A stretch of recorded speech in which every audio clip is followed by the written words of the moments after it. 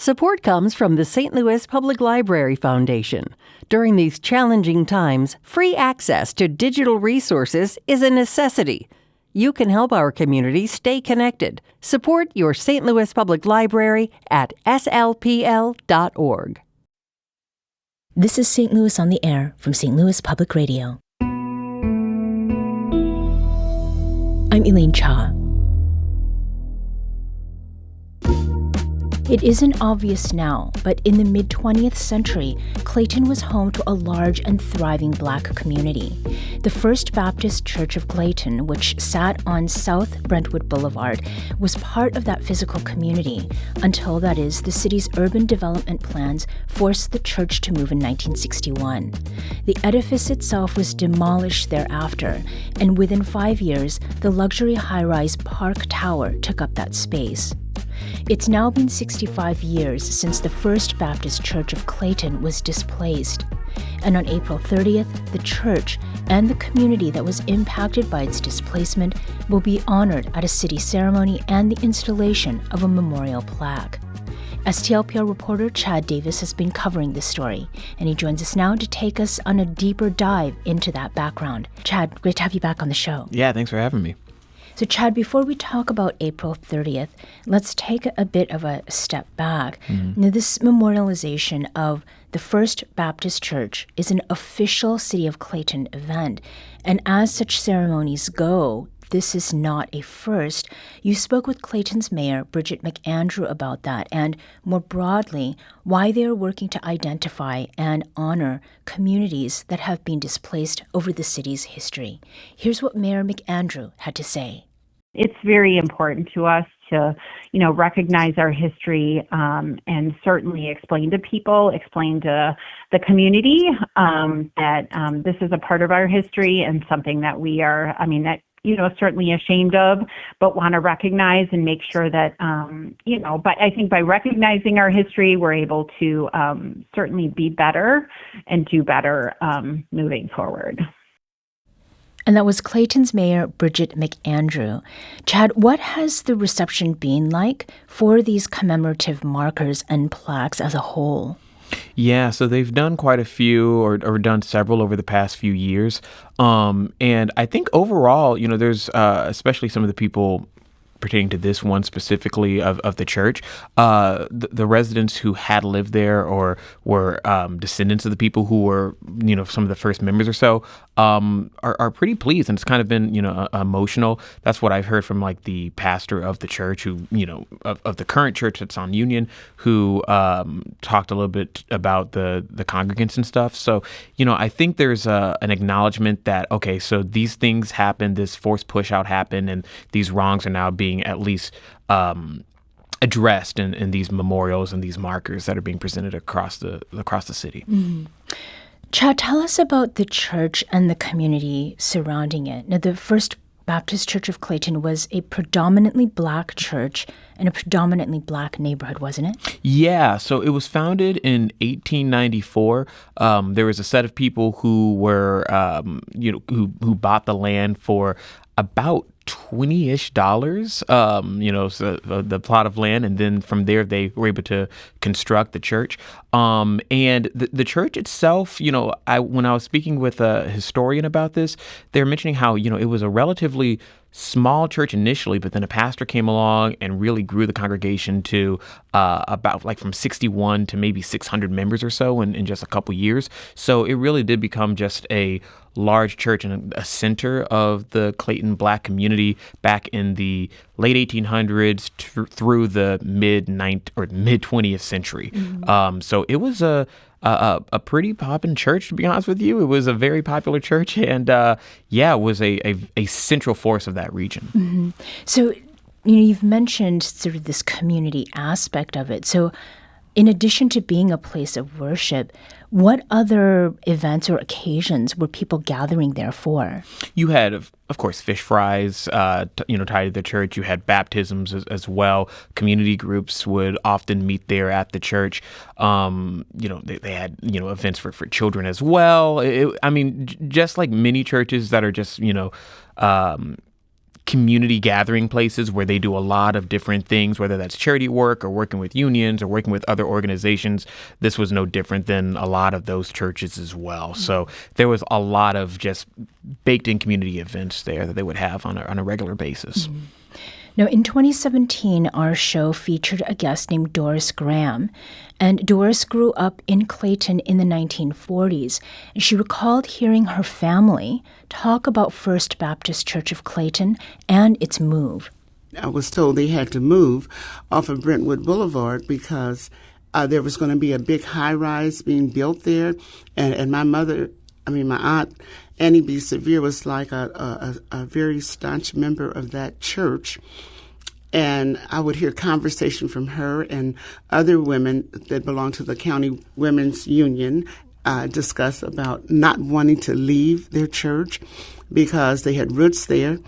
But eventually they had to move, and they did move into the city on Union and Terry. And that was Doris Graham, who grew up in Clayton in the 1940s. Now, Chad, you also caught up recently with Donna Rogers Beard, and she is a community historian and a former Clayton High School teacher. She gave you some context for how and why the city of Clayton effectively pushed a Black community out, and it started with urban planning for a commercial district. When it was rezoned commercial, then your tax structure changes. Taxes go up. And many people who owned then could not afford the taxes. Meanwhile, people are knocking on their door offering to buy their property, and at a good price. Clayton did not go to eminent domain. They paid people really a little bit more than their property was worth. But meanwhile, it decimates the Black community. And that was Donna Rogers Beard, a community historian and a former Clayton High School teacher who's been preserving Clayton's Black history for decades. What Donna said there about eminent domain, did that stand out to you as, a really important detail? The fact that the city paid or was going to pay residents for the property? Right, and that it wasn't just kind of taken over? Yeah. I mean, I think that kind of speaks to just the idea that a lot of the people who, they were still forced or kicked out, of course, they were able to get, some value in this or get some money from that. But that also meant that when those taxes went up, there were a lot of people who just could not afford, they could not afford, staying in that area and whatnot. So I do think that's interesting that eminent domain wasn't, used as it was in other areas across the city. And yet still was a way, though, even if they got money, they were still pushed out of that area. Mm-hmm. What happened to the First Baptist Church of Clayton after it moved to St. Louis in 1961, Chad? So obviously they're not in Clayton anymore. They moved to Union Boulevard, renamed itself. So right now they're still there on Union. They actually are in the process of getting another building as well, or actually moving to Clara. But the thing that was interesting is a lot of the congregants who were there or who were descendants of the people who maybe were some of the original members or whatnot, they're still at this other church or the new church on Union Boulevard. So while the church isn't in Clayton anymore, Clayton is still in the name, it's in the city now, and a lot of those memories and a lot of the people who are connected to the original church, they're still there and they're still in this congregation, still active. Mm-hmm. What is the point, though, that she made, Donna Rogers Beard, about decimation of the Black community? Why is that also something important to be thinking about? Well, when you have a community, especially thinking about the one in Clayton, you have all these different businesses that are there and, support one another. You may have a dentist or doctors or teachers or all these other people that kind of live within that community that you can support, that that you learn about, that you're friends with or family a lot of times, and you rely on one another. And so when you have, a situation, whether it's eminent domain or this situation or whatever, and it kind of pushes people out of that, you lose a lot of that a lot of those cornerstones, a lot of those touchstones, a lot of those things that help build a community forward. And so when I was talking with Donna, she was talking about how just a lot of people moved to other areas of the city, other areas of the county, especially as well, whether that was North County or other parts of North City and whatnot. You don't have that same tight-knit community and don't have that connection anymore. And so a lot of those supports, a lot of those things that help build a community, they just disappear. They go away. Mm-hmm. We'd like to hear from you if you happen to have any connections to the First Baptist Church of Clayton, or if you lived in that community during the time that it thrived. You can give us a call at 314-382-8255. That's 314-382-TALK, or you can send us an email at talk@stlpr.org. Now, Chad, you spoke with the current pastor of First Baptist Church of Clayton, and that's Reverend L. James Tate. And he shared with you that while the church moved across town 65 years ago, Clayton is still very much represented in the congregation. The majority of the church are the ones who are children of the children of the children who started off with the church. So it's more so closely knitted because most of them are family, whether they are a family as it relates to biological family or family as if they've been a part of the church for that long of a time. So yeah, it's one of those everyone knows everyone. And that is Reverend L. James Tate. He's the pastor of First Baptist Church of Clayton, which moved to the city of St. Louis in 1961. And Chad, you were telling me that Reverend Tate is actually, he's based in East St. Louis? Mm-hmm. Yeah. He's not from he's not from the original church or from the congregation. I want to say he became pastor around 2020 or so. So it's been around 6 years since he's been pastor. But yes, he was telling me he resides on the east side. Yeah. And in your piece, which is on our website, STLPR.org, there is a note there that Pastor Tate himself, he came to learn about this history over time, right? What did he tell you about that? Yeah, it was funny because he was like, I always wondered why a church in the city was named Clayton or had Clayton in that name.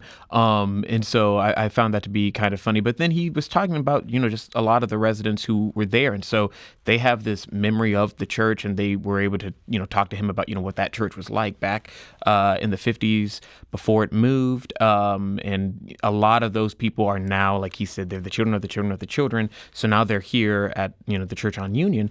And they were talking about just how emotional a ceremony like this or this honoring event really is. And so that, obviously 60 years ago may seem far, but it's really recent history. And a lot of those people who were pushed out at that time are still here with us and are able to provide some of that knowledge and just those memories. Mm-hmm. You spoke a little bit earlier about how people were generally feeling about this memorialization. Is that word, does it seem like it's the best way to describe what will be happening or what people are looking forward to? I think so. I mean, obviously, even though the church is still here in another form in another part of the region, the fact that church was such a pillar of this community back in the mid 20th century, early 20th century, I think it not only deserves to be memorialized, but I think that is the right word because it is gone. It's not there anymore, and it is something that has meant a lot. That was a stable part of that region, of that community, of the Black community in Clayton. And so the idea that it is gone and it, can't come back there, of course, I think memorialize is great. And you have a lot of people there who still have that history and can talk about that. Yeah. Chad, you are a St. Louis native, born and raised here in this region. Did you know about this Black community in Clayton as you were growing up? I didn't. No, I had no idea, to be honest. So when Donna was talking a lot about that history, it was definitely something that stood out to me because I had not known that there was not only just a neighborhood, but a sizable neighborhood, in Clayton of other Black residents there. so it was very interesting to hear that. Nothing that I had heard about. And then, of course, I did more reading on it after talking with her and, saw some of the other memorializations that the city had been making over the past several years with their task force. Yeah. The decimation of community, I want to return to because we're talking about a ceremony that will look back on something that happened 65 years ago. But how does the loss of a community, how does it ripple through time? What other effects does it have apart from, not seeing buildings that used to be there anymore or businesses, as you've mentioned? You don't have the same access to resources in a lot of ways. If you're in a community that had, maybe it was like I was talking about with a doctor or a dentist or teachers or store owners, restaurant owners, when people like that are pushed out, or churches, people like that are pushed out and they don't have that access anymore, then where do you go to get care? If you had a healthcare provider or a doctor that used to be there, who knows you, who knows your family for generations, and they're not there anymore, and they had to move to another part and you had to move to a different part, okay, well then where do you go and get care anymore? Now you're in a part that doesn't have those same resources, or now you're in a part that doesn't have that same teacher or these people who could, help you when you need that help or that assistance or whatnot. It really does damage to just what you have access to and what you have that can help you. And without that, you get, all these, you get people spread out, and you get people who just cannot have that same type of community anymore or that assistance. Yeah. I mean, and then essentially people have to start over. Yeah, exactly. You have to rebuild in whatever area that you've been moved to or pushed to. Mm-hmm. So with this commemoration that's happening on April 30th, how do you think that this plays into some of the other stories that we have heard about recognition of history, not only in Clayton, but in other parts of the St. Louis region? I think it's just another example of how a lot of different organizations and groups or cities have just been looking at their past and looking at some of the things that they have done and reckoning with that. We can think about Mill Creek Valley and how that's being memorialized and how that's being remembered, whether that's through art, whether that's through history museum exhibits, even Sugar Creek as well, thinking about, what that community has meant to Native Americans and how city officials have been trying to mark that and memorialize that. A lot of people, and I think the current mayor of Clayton talked about this too, after 2020, after George Floyd, after people are looking at monuments and statues and looking at the things that they have done to either push out other minority groups or what they have done to hurt, they have now started a process of, okay, well now how do we at the very least, how do we reckon with that and how do we memorialize it? So it's something that, it doesn't seem to be unusual, of course. It's something that a lot of communities are doing. And I think this fits square into a lot of efforts that other cities are doing as well.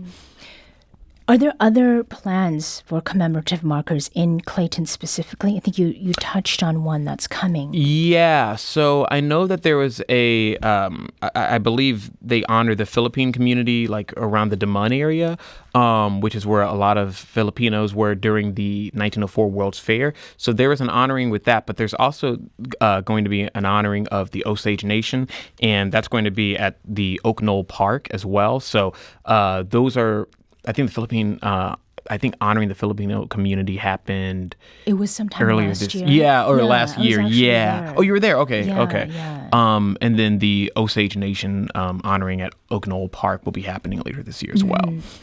The memorial plaque itself, where is that going for the First Baptist Church of Clayton? I believe 200 South Brentwood Boulevard, or at least that's where the ceremony is happening. So that's like right next to the park tower. Yeah, exactly, exactly. Yeah. Are there any other elements to the ceremony that people who'd like to go maybe should be aware of? They'll have comments from the some of the people who have been kind of like studying this as well. So I believe the pastor will be there. Adrian Rice, who I think has also been, who's a descendant of people from the community as well, will be there as well. I think Donna will also be there, and the mayor as well. So I think there's going to be a lot of just, conversations and talking and speeches about the community and just what that has meant to them. Mm-hmm. Are there any questions that remain for you? I mean, in the piece that you wrote, we see some archival photos and things like that. And as I understand, the church is going to be moving to yet another location. Are there things maybe that the congregation is worried about, that they're thinking about as they make yet another move? I know that one of the main reasons that they are moving is just more so about disability access as well, and making sure that the facility that they're at that point is accessible, especially for people who are disabled or have a disability and are older.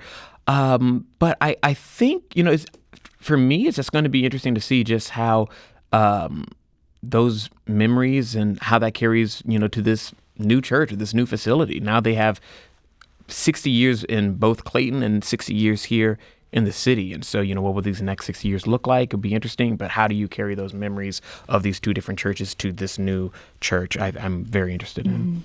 The timing of this also is interesting, I think, in that what you've mentioned about disability access, with a congregation where people are aging, and some of this history, once they are gone, we don't have those stories from our primary sources. Right. Yeah. Right. Was that at all part of the conversation that you had, either with congregants or with Reverend Tate? Reverend Tate talked a little bit about just this idea of how so many people in the congregation were there at the time. They have the memory, and they have just kind of the pain of just having to be pushed out, or they remember their parents talking about, oh yeah, we used to live here, and now, or live here, we went to church here, and now we had to move to this area of the city. So you have that generational trauma and some of those pains that will carry down for generations. And it is cool, or not cool, but it's interesting, of course, to see, older generations, being able to be that. They're on the scene, they have that memory, and they're able to share that with others. STLPR reporter Chad Davis, thank you so much for joining us today. Thank you for having me. You can read Chad's story titled Displaced Black Church Remembered and Honored in Clayton Ceremony at our website. That's STLPR.org. This episode was produced by Maya Norfleet. Production assistance from Danny Wissentowski. Our audio engineer is Aaron Dorr. This podcast was mixed and edited by Aaron. Our executive producer is Alex Hoyer. St. Louis on the Air is a production of St. Louis Public Radio. Understanding starts here. Do you find yourself regularly listening to episodes of St. Louis on the Air? Suggest us to a friend you think might enjoy our conversations, and leave us a review and rating on Apple Podcasts on the App Store. It's the simplest way to help people discover our show. Thank you. St. Louis Public Radio is a member-supported service of the University of Missouri St. Louis.